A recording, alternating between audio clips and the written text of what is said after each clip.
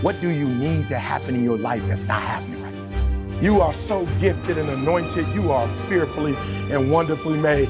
Your problem is you. Your problem is you. No, I'm gonna say it again. Your problem is you. You don't need no business cards, no websites. If you good, they'll find you. You don't need all that.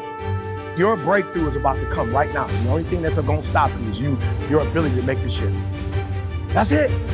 And some of you, because of where you are spiritually, and because you are humble, and because you believe in God, you about to make that shift immediately. Some of y'all, you're gonna call me 2 years later and say, I got it. No, when you start doing what God tell you to do, it ain't gonna be no room. Why is it not gonna be room? Because you're not supposed to borrow, but you're supposed to lend. Some of y'all so dumb, you praying for you when you don't even know that God don't even plan to give you that little that you're praying for. Because if he gives you that little you're praying for, you're gonna be satisfied and you're gonna get your blessings cut short. Why? Because there's a portion you're supposed to get to give away. The real blessing is gonna come in the portion you're supposed to give away, not the portion you keep it. But you so spiritually immature that you're gonna pray for $1 million just for you and your family, and then your blessings gonna get cut off. Because the blessings don't come from what you get. The blessings come from the seed you plant that's gonna bring you back more. So that's why God ain't blessed you yet, because you're gonna take the blessing and go get a whip with it. You so sick, and you so worried about what people think about you. You still on what people think. Some of us driving cars, not because God told you to drive it, but your self-esteem is so low that you gotta make people think you somewhere that you're not. That's a sickness. You have a low self-esteem. You care more about what man think than what God think. You tripping on what I think about you when God pissed at you, and that don't bother you. You have more concern about what another human thinks about you. You closer than what you think. With just a quick shift, you are closer than what you think. Come on, Holy Ghost. About 100 yards. I could run 100 yards right now and still not be tired after the 100. That's how close they were. You're close, and the devil done told you, just get a divorce. You close, hold on. You close.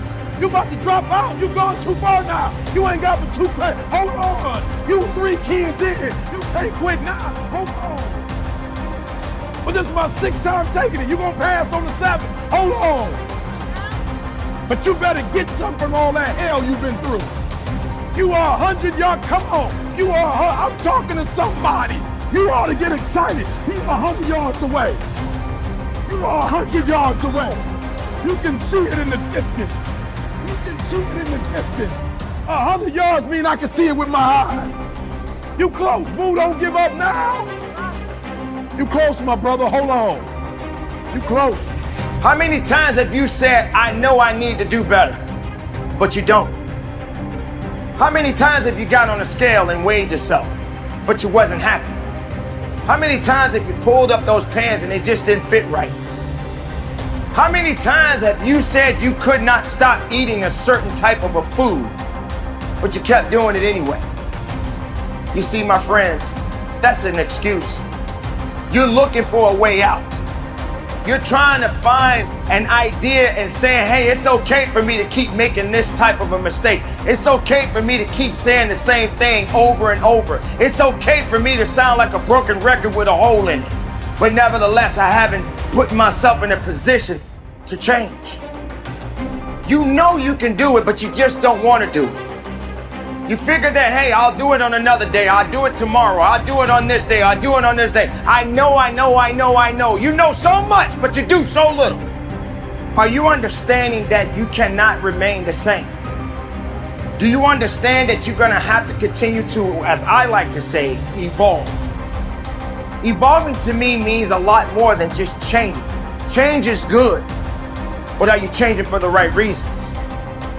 Are you in a certain position where you feel like you have to change yourself or change who you really are to please other people? That's not the type of change I'm talking about. I'm talking about for the greater good. I'm talking about being able to have the right attitude and the right mindset and the right fortitude to make a difference in your life. You can't keep doing the same thing over and over and over again and you're not getting anywhere. You're not committed. You're not doing the right things. Instead, you keep doing the wrong things. And you're looking for someone to rescue you. You're looking for someone to put you in a position to make you feel better. It's not about me. It's not about the other people. It's about you. It's about you making a difference and you making the necessary changes to get what you want out of your life. The time is now. You can't do it tomorrow. I think having a purpose is that thing that makes us tick, that gets us up every day and gets us over the hump of opposition and adversity. And the reason that I champion adversity and opposition is because I think for the most part in life, people pretty much know what to do when things go right, right? Like when things go right, they know how to feel, they know how to act, how to react. But it's when that opposition and that adversity comes and it creates a level of misunderstanding, right? Now the vision is blurred. Now you don't have clarity about what you're supposed to do. Now you question if your existence matters. And I think when you have a purpose, it's powerful because in the midst of the opposition, it makes you realize that you've been put here for a certain reason. And so me, once I tapped into my purpose of once I thought it was football, right? But when I started speaking, I'll never forget the day I got the exact same feeling backstage that I used to get before I ran out on the field to play football. And that's when I knew, like, this is my purpose. This is what I've been put here to do. And so the opposition, adversity, the challenges, it's just a part of the process. It's gonna make me a better person. But my purpose, I can't let anything stop or detour me from tapping into that every single day. Because the key with purpose is, I firmly believe every person's purpose is tied to somebody else's purpose and destiny. And so your purpose, my purpose, is tied to somebody else. Like when I speak, when I do what I do, like people say, "Oh man, I really needed to hear that," right? That helped me do this. That helped get me through this. That helped me with this. That's my purpose being tied to other people's purpose, destiny, beliefs, and dreams. That's the power and magic of purpose, right? I don't think it can be a purpose without being tied to other people's purpose, destiny, dreams, and aspirations, right? I think that's the power in it, but realizing it is another thing. Victory begins in the dark. The book of Genesis starts off telling how God created everything. It says the evening and the morning were the first day. You would think it would be the reverse. The morning and the evening were the first day, but God starts the day in the dark. At 12 a.m., nothing looks any different. If you didn't have a watch, you wouldn't know you've entered a new day. It's still dark outside, looks the same as it did at 9 o'clock, at 10 o'clock, at 11 o'clock. There's no sign that something has changed. But when the clock strikes midnight, in that 1 second, when nothing looks any different, it goes from PM to AM. It's still dark, but it's a new day. It would make more sense if God started the day in the light, when the sun came up, at 6 or 7 in the morning, when the dawn breaks, the light comes, then it's obvious. We would know it's a new day. We can see it. Things have changed. We hear the birds start chirping. The sun comes over the horizon.